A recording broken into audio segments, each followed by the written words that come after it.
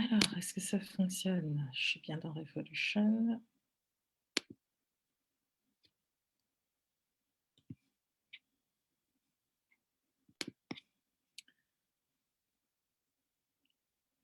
Ouais.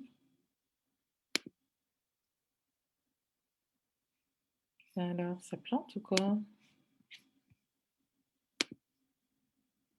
Mmh.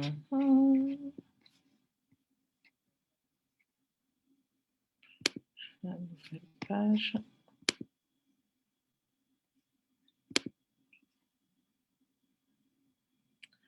Si j'arrive pas à me connecter.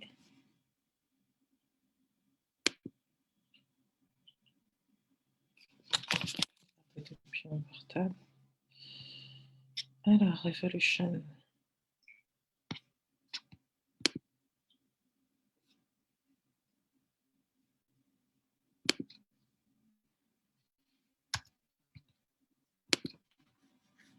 Ça, j'ai pas beaucoup de temps.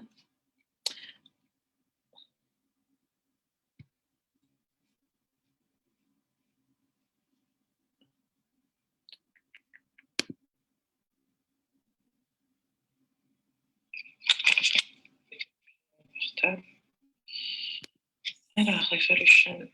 Alors, est-ce que c'est bon? Est-ce que vous êtes là? Coucou les Beloved Women, j'espère que vous allez bien. Alors, je crois que le son est bon en tout cas. Je ne vais pas rester longtemps parce qu'à 18h, j'ai un Prophetic and Spiritual Encounter. Est-ce que vous Donc, êtes là? Coucou les Beloved. il faut aussi que je me prépare. Non, c'était vraiment pour... en tout cas, j'espère que vous allez bien, que vous passez une bonne fin de semaine. Moi, j'enchaîne les rendez-vous derrière les portes de mon boudoir céleste, surtout les rendez-vous, les Prophetic and Spiritual Encounter auprès de mes mentorés. Et justement, c'est vrai que je vois beaucoup de choses derrière ces rendez-vous et notamment des choses par rapport à la guérison, restauration de l'âme, restauration des blessures intérieures. Et c'est vrai que dans ces appels, ben, il y a des choses qui sont mises en lumière et je voudrais vraiment vous encourager. Je ne sais pas ce que vous traversez, je ne sais pas quel type de traumatisme dans votre enfance ou même dans votre vie actuelle vous passez, mais c'est vraiment pour vous encourager à laisser Dieu la place pour guérir de vos blessures, peu importe la nature de vos blessures, peu importe les tabous, peu importe la dose de souffrance, je dirais que ça vous a apporté, que ça vous a causé. Je vous assure que celui qui peut vous comprendre, celui qui peut nettoyer ses plaies, celui qui peut vous guérir de ça, celui qui peut vous restaurer ne peut être que lui. Beaucoup d'entre nous, on traîne des choses qui sont là depuis X temps, X années, etc. Et on refuse justement de faire le travail. Et quelque chose qui m'agace énormément, c'est qu'on va toujours utiliser, le verset qui dit que voilà, qu'on est une nouvelle création en Christ, toutes choses anciennes sont passées, voici toutes choses sont devenues nouvelles. Beaucoup d'entre nous ont discuté hier avec le responsable spirituel et restauration, ainsi qu'une lovely woman dans mon boudoir céleste. Et c'est vrai que le Seigneur avait touché vraiment quelque chose de très profond dans sa vie. Et il s'avère qu'à la fin, bah, elle nous disait: «C'est vrai que généralement, on a l'habitude de dire: "Ouais, ça appartient au passé" ou truc et cetera». Il y a des personnes qui vont vraiment avoir cette mentalité-là de tout mettre, se dire: «Ouais, ça appartient au passé, la porte elle est fermée, moi c'est bon, j'avance et tout». Ouais, mais tu avances, mais tu n'as pas traité ce qu'il y a dans ton cœur. Du coup, la plaie, elle est toujours là. Toi, tu te dis dans ta tête qu'elle est cicatrisée, mais en vérité, ça n'a rien à voir. Elle est béante. Ou sinon il y a une cicatrice dessus, mais franchement, tu grattes, il y a du pus, c'est dégueulasse. Et ça crée vraiment un poison, je dirais un poison dans ton sang. Et on sait que notre vie, la vie, l'âme est dans le sang. Donc forcément, si cette plaie, elle n'est pas guérie, et ben ça va dans le sang, ça crée une septicémie spirituelle. Oh, c'est beau ça, Seigneur. Oh, septicémie spirituelle. Oh, revelation. Oh, non, mais je ne sais pas si vous saisissez ce que je suis en train de vous dire. Tant que vous n'allez pas travailler ces plaies-là, tant que vous n'allez pas laisser le Saint-Esprit faire ce travail avec vous pour nettoyer ces plaies. Ces plaies vont devenir un poison dans votre sang, votre âme est dans le sang, votre vie est dans le sang. Qu'est-ce que vous voulez après, comment dire? Manifester en vie si vous traînez ça et si vous ne voulez pas le traiter? Pourquoi quand vous êtes malade, vous allez vous bourrer de médicaments ou sinon vous allez voir un médecin traitant parce que la douleur, elle est tellement intense que vous savez que vous ne pouvez pas vivre avec elle et quand vous avez des blessures spirituelles, vous avez des blessures émotionnelles, vous préférez dire: «Ouais, toutes choses anciennes sont passées, voici toutes choses sont devenues nouvelles. Allez blabla, moi c'est terminé». Sincèrement, moi j'avoue, je ne comprends pas et je pense qu'on doit tous s'asseoir et à un moment donné faire un check-up spirituel pour voir les aspects de nos vies où il y a besoin vraiment de la main de Dieu, que la main de Dieu passe et que la main de Dieu vienne nettoyer, que la main de Dieu vienne restaurer, que la main de Dieu vienne guérir, que la main de Dieu vienne rafraîchir. Je ne sais pas pour vous, mais je trouve que c'est vraiment indispensable, d'autant plus que pour avoir une bonne marche avec Dieu, bah, notre cœur, il faut qu'il soit nickel. Mais si notre cœur, il est bourré de toutes sortes de ressentiments, toutes sortes de trucs, je ne sais pas où on va. J'ai des femmes, esprits, des lovely women dans mon boudoir qui vont me dire: «Oui, oui», quand le Seigneur me pointe quelque chose par rapport à leur vie, elles vont me dire: «Oh non, non, je suis guérie de ça». Et je fais: «Vas-y, raconte». Et paf, elle se met à pleurer comme une madeleine, devant moi. Je fais: «Ouais, mais non, mais là, tu vois, ça prouve très clairement que tu n'es pas guérie, qu'il y a encore des choses qui sont là, il y a encore des choses qu'on doit travailler ensemble et on va y aller». Donc, je sais pas, mettez-moi votre avis dans les commentaires. Est-ce que vous êtes le genre de personne qui, accepte vraiment de faire ce travail et de laisser la place au Saint-Esprit pour vous aider par rapport à ça? Est-ce que vous acceptez le leadership de Dieu quand Dieu vous pointe quelque chose, à travailler? Est-ce que vous prenez le temps de le travailler? Ou est-ce que vous menez votre petite vie comme ça en vous disant: «Ben non, moi c'est derrière moi, de toute façon je ne vais pas regarder ce qu'il y a derrière». Je préfère mettre toute la poussière sous le tapis et puis, voilà et puis un jour ça va monter, monter, monter comme le mont Vésuve et après ça va exploser, volcan, Pompéi et vous voyez tout ce que ça a donné tout simplement parce que ce n'est pas traité, vous explosez et cetera et après ça crée plus de dégâts que si cette plaie, elle aurait été, comment dire? Traitée. Donc c'était vraiment ce point que je voulais sur lequel je voulais vous sensibiliser, sur cette fin de semaine. Je ne sais pas qui est là, n'hésitez pas à me faire des coucous, à m'indiquer #replay dans les commentaires et ben, communiquez votre avis. Moi, je commence dans 10 minutes, un prophetic and spiritual encounter, donc je ne vais pas tarder à me déconnecter pour me concentrer sur cet appel que je vais avoir avec cette lovely woman. Mais en tout cas, je vous souhaite en tout cas de marcher dans cette restauration. Je vous souhaite de vous laisser conduire, je dirais, dans cette restauration, de ne pas vous mettre des œillères en vous disant, que tout est OK. De toute façon, vous le verrez. Vous voyez le résultat de votre vie et vous savez si de votre vie actuelle et vous savez réellement si, ce travail profond a été fait ou pas dans votre vie parce que bien évidemment, ça a des répercussions sur notre présent. Combien de femmes j'ai dans mon boudoir quand je leur dis ça et après je leur dis: Ça crée telle conséquence que machin, voilà pourquoi tu te tiens comme ça, tu parles comme ça, tu agis comme ça et tout». Elles vont me dire: «Mais, oh mon Dieu Adélaïde, je n'avais pas pris conscience de ça, mais tu as raison et je réalise maintenant». Bah oui, ouais. Mmh. C'est pour ça que je parle d'un travail intense et en profondeur sur le cœur et sur le caractère. C'est vraiment important, c'est vraiment important. Si Dieu dit de David qu'il est un homme selon son cœur, il y a des choses dans le cœur qui doivent être réglées. S'il a marché durant 60, si Enoch a marché avec lui durant 365 ans et que le Seigneur, tellement qu'il a kiffé cette marche avec lui, il l'a ravi sans le faire passer par la mort, c'est qu'il y avait quelque chose dans son caractère qui l'a rendu tellement irrésistible à Dieu, que Dieu a fait: «Attends, moi je l'embarque». Mmh. Donc c'est justement ce que je fais en profondeur. Donc je sais pas, prenez du temps dans la présence de Dieu et demandez à Dieu de vous révéler s'il y a des choses encore qui fait barrage entre lui et vous, votre compréhension de lui, votre marche avec lui. Je vous assure qu'il parle. Il parle. Maintenant, certains d'entre nous, beaucoup d'entre nous, on veut qu'il parle que d'une seule manière ou sinon on s'attend qu'il va parler sur tel aspect et on va se mettre des œillères. Sur d'autres, chez des femmes esprits qui me disent: «Oui, ça me fait peur parce que repasser sur tel aspect de ma vie, j'ai peur d'aller en profondeur». Bah, ça veut dire déjà d'une que tu n'es pas guérie parce que sinon tu pourrais y aller librement. Donc là, c'est qu'il y a des portes qui sont closes, peut-être qu'il y a des traumatismes, peut-être qu'il y a des dénis, il y a des douleurs qui sont là en sommeil et tu le sais, tu vois? Donc forcément, si on te dit: «On va faire un travail en profondeur» et tu me dis: «Ouais, mais j'ai peur sur tel épisode de ma vie, je suis même pas sûre que je pourrais supporter le fait de retourner dessus», c'est que tu n'es pas en paix avec ton passé. On est d'accord ou pas? Tapez 1 dans les commentaires si vous êtes d'accord sur ça.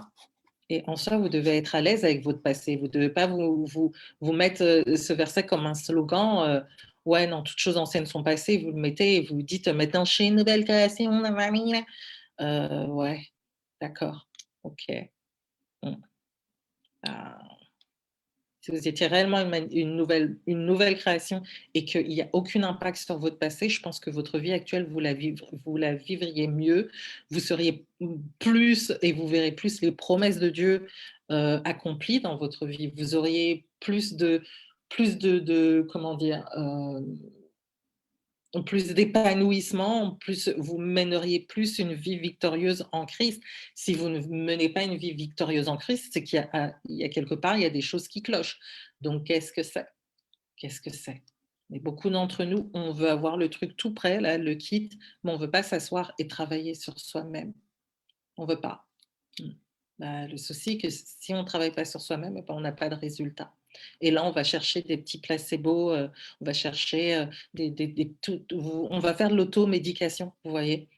Comme quand on a, je sais pas, un mal de crâne ou tel truc et tout, on va aller à la pharmacie, on va aller prendre du Doliprane, on va aller prendre toutes sortes de médicaments, de l'automédication, alors que plus vous tardez, plus le truc commence à prendre une ampleur dans votre corps et là, je parle vraiment dans votre, je dirais, votre esprit, dans votre corps spirituel, dans votre vie spirituelle et si on contrebalance avec le naturel, vous vous rendez compte qu'à un moment donné, la douleur, du jour au lendemain, elle explose et vous êtes dans un état.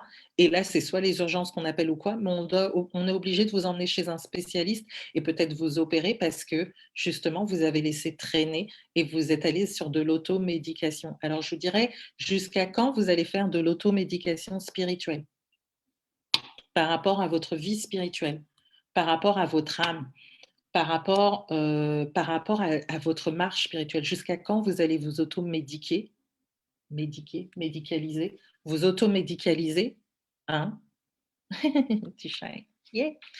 Jusqu'à quand vous allez vous automédicaliser et ne pas accepter de vous asseoir et peut-être même d'être accompagné. C'est pas forcément moi parce que comme je vous ai dit, je ne travaille pas avec tout le monde, mais je veux dire, accepter de vous asseoir au pied de quelqu'un et de reconnaître que vous ne savez pas et que vous avez besoin d'aide et que pour avoir un meilleur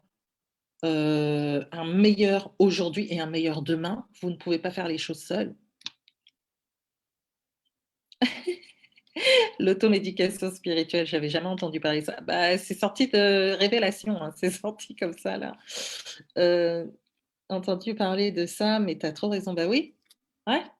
Non, je vais faire ci, je vais faire ça et tout, machin truc et tout et après vous arrivez, c'est quand après vous vous décidez d'aller là, vous lancer, mais le truc il a pris une ampleur, c'est une catastrophe, comme je vous dis, c'est comme le mont Vésuve qui explose et qui engloutit tout Pompéi. En soi, votre rage, votre douleur, votre colère, tout ce qui est en vous, tout ce dégueulis, tout ce pu et tout et cetera, fait que derrière, ben, vous engloutissez les personnes qui sont autour de vous parce que vous allez tout sortir, mais méchamment, de manière mauvaise, hein. Vous voyez l'histoire de Pompéi, vous voyez comment ça s'est fait? Ben, ça en revient sur le même truc. Vous allez à un moment donné, tout va péter et bah!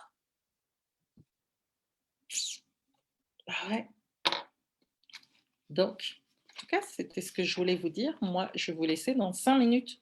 Je vais prendre en ligne une lovely woman qui a décidé de ne plus s'auto-médicaliser. On va dire ça comme ça. Et du coup, on va voir quel traitement le Seigneur veut lui donner aujourd'hui.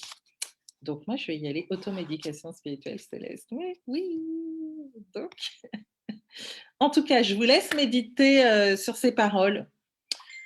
Et une fois encore, celles en tout cas qui sont déjà passées par le challenge Céleste More Intimacy, celles qui ont fait les 5 jours du challenge Céleste More Intimacy et qui désirent avoir cet appel avec moi, qui sentent que c'est un temps où le Seigneur doit les... C'est quoi ce bruit? Ah, c'est mon imprimante. C'est un temps où le Seigneur doit les emmener plus loin dans leur intimité avec Dieu. Si elles vraiment elles ressentent cet appel et qu'elles savent que elles doivent travailler avec moi, n'hésitez pas à réserver votre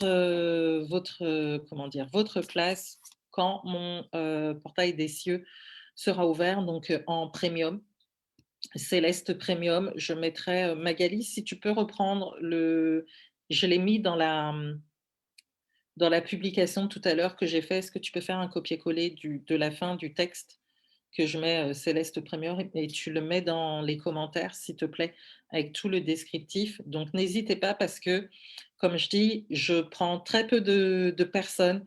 Pourquoi? Parce qu'on fait vraiment un travail qui est très, très, très, très, très profond. Et bien évidemment, je ne peux pas faire ça avec tout le monde. C'est vraiment un travail en profondeur. Donc, les personnes qui savent qu'elles sont appelées, les personnes qui savent qu'elles sont appelées par rapport à ça, n'hésitez pas à vous faire connaître auprès de Magali pour qu'on vous mette sur cette fameuse liste d'attente, ce qui fait que quand mon portail des cieux va être réouvert, vous aurez les dates 2 jours avant qu'il soit publié, que l'annonce soit publiée officiellement dans le groupe Revolution, c'est-à-dire que vous aurez tout le loisir vous-même de déjà réserver vos rendez-vous, vous serez prioritaire. Donc, c'est vraiment un truc que j'ai mis en place pour vous aider, euh,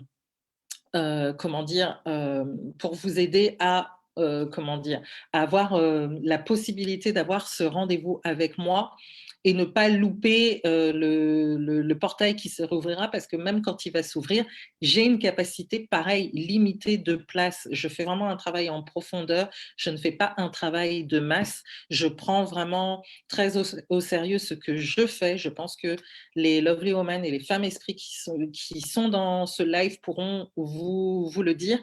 Donc, du coup, j'aime que je travaille dans l'excellence et j'aime avoir, le temps avec mes Lovely Women et mes femmes esprits. C'est pour ça que je vous ai mis cette liste d'attente céleste.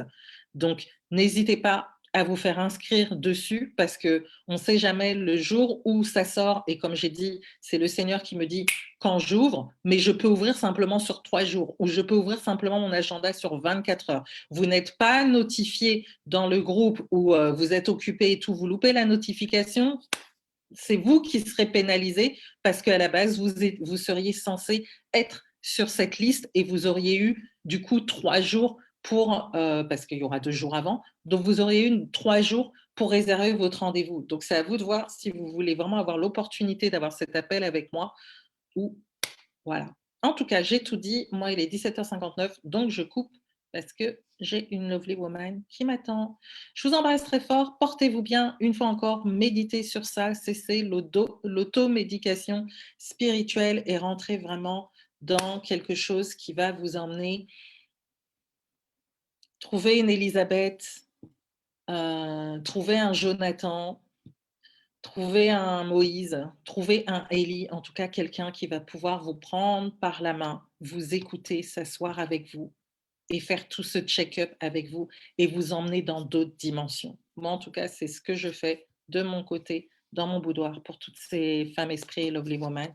Et je vous souhaite vraiment de vivre ça parce que ça fait toute la différence. Ça fait vraiment toute la différence dans votre marche spirituelle et je pars du principe que ça fait du bien de se sentir enfin écouté, de se sentir rassuré sur ce qu'on vit, de se sentir, voilà, qu'une personne en face vous écoute et arrive à mettre les mots sur ce que vous vivez. Sincèrement, ça n'a pas de prix.